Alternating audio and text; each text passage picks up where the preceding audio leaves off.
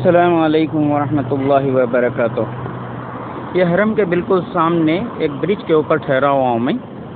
جہاں سے حرم کی تصویر بڑی خوبصورت، بڑی بہترین اور بہت ہی شاندار یہاں پہ جو ٹاور ہے، کلاک ٹاور جو 75 مالے کا ہے، اس کے اوپر جو مون دکھ رہا ہے، ہلال جس کو کہتے ہیں، اس کے اندر بھی رومز ہیں، اور یہ اس کے سامنے والی بلڈنگ، اور ادھر جو ہے کچھ یہ بھی دیکھیں گے آپ کہ یہاں پہ بڑی بڑی بلڈنگیں، بڑی خوبصورت، بڑی بہترین بلڈنگیں، اور یہ برجز اور انڈر گراؤنڈ راستے، یہ سب کے درمیان میں آپ کو حیرت ہوگی یہ دیکھ کر کہ یہ اتنا حصہ کیوں چھٹا ہوا ہے، کیا وجہ ہے جو اتنا کھلا حصہ میدان چھوٹا ہوا ہے یہاں پہ۔ اس کی وجہ یہ ہے کہ دور جہالت میں حضور کے آنے سے پہلے جب یہاں پہ عرب لوگ اپنی لڑکیوں کو زندہ گاڑ دیتے تھے، وہ یہ قبرستان ہے،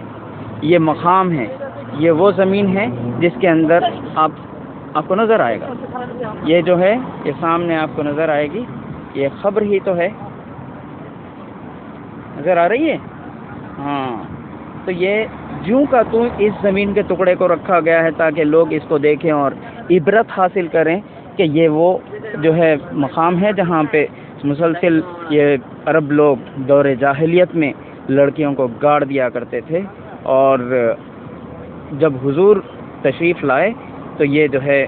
اس کی سدھار ہوئی اسلام کی وجہ سے، اور آپ کی آمد کی وجہ سے یہ جہالت دور ہوئی، اور لوگ اپنے لڑکیوں سے بھی پیار کرنے لگے اور ان کو زندہ رکھنے لگے، اور پھر یہ نشانی یہاں پہ عبرت حاصل کرنے کے لیے سعودی گورنمنٹ میں ایسے ہی چھوڑ دی ہے۔